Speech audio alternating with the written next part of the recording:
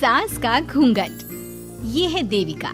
देविका पढ़ी लिखी और मॉडर्न लड़की है, लेकिन उसकी शादी ऐसे परिवार में हुई है जो गांव में रहता है। भले ही ये 21वीं सदी है, लेकिन देविका की ससुराल वालों की सोच वो तो 18वीं सदी से आगे बढ़ी ही नहीं। आइए जानते हैं क्या होगा जब शहर की पढ़ी लिखी और मॉडर्न लड़की फंस जाएगी संकीर्ण मानसिकता वाले माहौल में। सागर, ये तुम्हारे गांव में सबने इतने लंबे लंबे घूंघट क्यों कर रखे हैं? और ये सब मुझे इतना घूर घूर कर क्यों देख रहे हैं? अरे यार, तुम भी घूंघट कर लो ना, इसीलिए तो देख रहे हैं सब तुम्हें। कम ऑन सागर, मैं घूंघट नहीं कर सकती।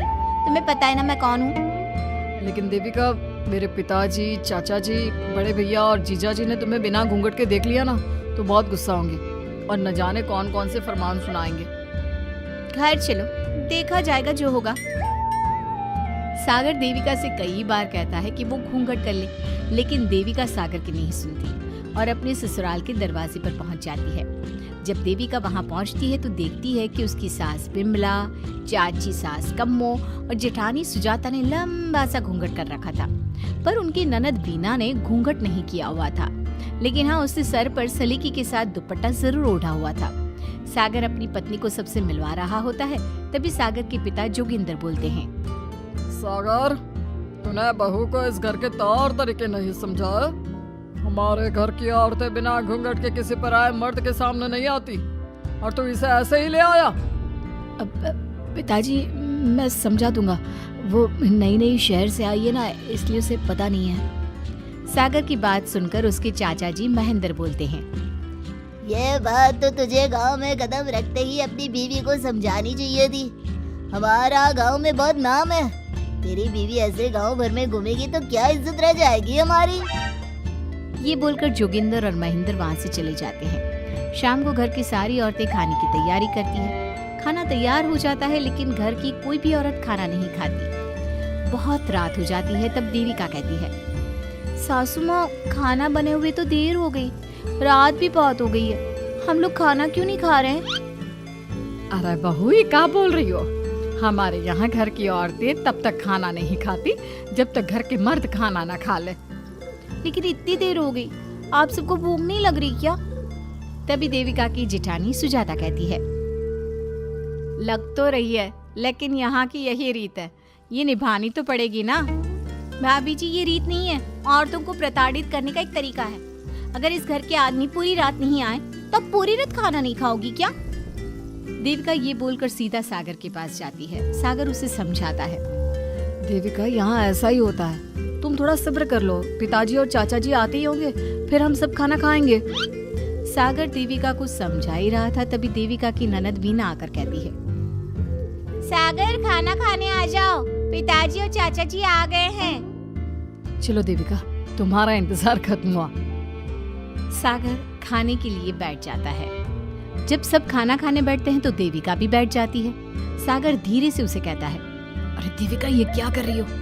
तुम इस तरह हमारे साथ खाना नहीं खा सकती। मगर क्यों सागर, मुझे भूख लगी है, सब लोग खा रहे हैं तो मैं क्यों नहीं खा सकती? ये हमारे घर का नियम है, पहले घर के आदमी खाते हैं और बाद में औरतें। लेकिन सागर, हमारे घर में तो ऐसा कोई नियम नहीं है। देविका और सागर में बहस छिड़ जाती है। तब सागर का बड़ा भाई कहता है, सागर, तेरी बीवी को एक बार में समझ में नहीं आता क्या कि इस घर की औरतें मर्दों के खाना खाने के बाद ही खाना खा सकती है? भैया, मैं देविका को यही समझा रहा था। मुझे तो लग रहा है कि इसके दिमाग में कोई बात ही नहीं बैठती एक बार में। भैया, मेरे दिमाग में बात तब बैठेगी ना जब आपकी बात कोई ढंग की होगी। अरे आखिर क्यों घर की औरतों को आप लोगों की बात खाना मिलेगा? हाँ, अब से पहले घर की किसी औरत ने घर की किसी मर्द से इस लहजे में बात नहीं की थी, इसलिए वो सब देविका की बात सुनकर हैरान रह गए। तभी सागर की जीजा और वीना के पति कल्याण जी कहते हैं, ये क्या है सागर, इस घर की दीवारों को औरतों की इतनी ऊंची आवाज सुनने की आदत नहीं है। अपनी बीवी को बोल जरा होश से काम ले और चुपचाप चली जाए। क्यों चली जाऊं मैं चुपचाप? इस घर की औरतें आपकी हर बात बर्दाश्त कर लेंगी, लेकिन मैं शहर की पढ़ी लिखी लड़की हूँ। आपके कोई भी फालतू के रीति रिवाज मैं नहीं बर्दाश्त करने वाली। इस तरह देविका ने सारे घर की औरतों के लिए मिसाल पैदा कर दी। जोगिंदर के घर में पहली बार किसी महिला ने विरोध का स्वर उठाया है, ये बात घर के किसी मर्द को बर्दाश्त नहीं हो रही है। तभी जोगिंदर कहता है, महेंद्र, मोहन, इस बेशर्म लड़की को कमरे में बंद कर दो और आज इसे कोई खाना नहीं देगा। अगर किसी ने इसे खाना दिया तो मैं उसे जिंदा नहीं छोड़ूंगा। महेंद्र और मोहन उसे कमरे में बंद कर देते हैं और उसे खाना भी नहीं देते। रात के 3 बज जाते हैं। भूख की वजह से देविका को नींद भी नहीं आती। तभी उसे कुछ महसूस होता है। ऐसा लग रहा है कोई दरवाजा खोल रहा है, लेकिन इतनी रात को कौन हो सकता है? कहीं सागर तो नहीं?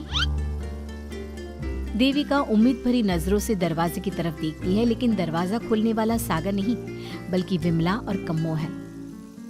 माँ जी, चाची जी, आप दोनों। बहू, ये ले, हम तेरे लिए खाना लाए हैं, खा ले। और ये बात ना तो किसी को बताना मत कि हमने तुझे खाना दिया है, नहीं तो हमारे मर्द मार मार कर हमारा बुरा हाल कर देंगे। माँ जी, आप यहाँ इतना घुट घुट कर क्यों रहती हो? देविका, अब तू भी इस घर की बहू है, तू भी हमारी तरह रहना सीख ले। इस घर के कायदे कानून अपना ले। इस घर के मर्द तो कभी बदलने वाले हैं नहीं बहू, तो तू ही बदल ले अपने आप को। माँ जी, बदलाव अच्छे के लिए हो तो हमें बदलना चाहिए। बेकार और बेतुकी बातों का तो विरोध करना चाहिए। दोनों ने देविका को समझाने की कोशिश की, लेकिन देविका ने उल्टा उन्हें ही समझा दिया। इसी तरह एक दिन देविका किसी बात पर जोर जोर से हंस रही थी। तभी देविका की सास विमला ने उसे टोकते हुए कहा, अरे बहू, तू इतनी जोर जोर से क्यों हंस रही है? हमारे घर की औरत इतनी जोर जोर से नहीं हंसती। विमला अपनी बहू को समझा रही थी कि तभी महेंद्र बोलता है, अरे कम्मो, कौन है ये औरत जो बेशर्मों की तरह जोर जोर से हंस रही है? तभी कम्मो और देविका बाहर आ जाती हैं। जी वो मैं हंस रही थी चाचा जी। अब आप लोग हंसने पर भी पाबंदी लगाओगे क्या? तुम जैसी बदतमीज लड़कियों से मैं बात नहीं करना चाहता, लेकिन कान खोलकर सुन लो, इस घर की औरतें इतना जोर जोर से नहीं हंसती। और हाँ, तुम्हें पहले ही बता चुके हैं कि इस घर की दीवारों को औरतों की तेज आवाज सुनने की आदत नहीं है। इस घर की दीवारों को आदमियों की ऊंची आवाज सुनने की आदत है, लेकिन औरतों की नहीं। चाचा जी, आपके घर की दीवारें तो बहुत दोगली है। हर पाबंदी औरतों के लिए क्यों चाचा जी? औरतें ये नहीं कर सकती, औरतें वो नहीं कर सकती। औरतें सांस ले सकती है या उस पर भी पाबंदी है? चुप हो जाना बहू, मत बोल और घूंघट कर ले कि तेरे चाचा ससुर है, थोड़ा तो लिहाज कर। कम्मो के समझाने पर भी देविका चुप नहीं होती। वो महेंद्र से ऐसे ऐसे सवाल पूछती है जिनका जवाब उसके पास होता ही नहीं। महेंद्र गुस्से से सागर को आवाज देता है। महेंद्र की आवाज सुनकर घर के सभी आदमी बाहर आ जाते हैं। जी चाचा जी, आपने बुलाया? अपनी मुंह जोर बीवी को यहाँ से ले जाने तो कुछ अनर्थ हो जाएगा। क्या हुआ चाचा जी?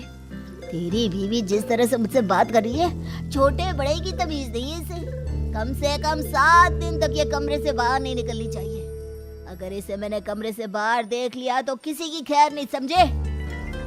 पर मैंने कुछ गलत नहीं बोला। सागर, जो सच है मैंने वही कहा है। देविका, चलो मेरे साथ। लेकिन सागर, मेरी बात तो सुनो। सागर देविका को वहाँ से ले जाता है। इसी तरह से कई दिन बीत गए।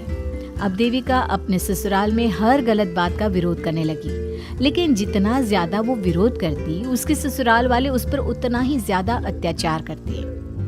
अब देखना यह है कि देविका अपने ससुराल वालों के अत्याचार को यूं ही सहती रहेगी।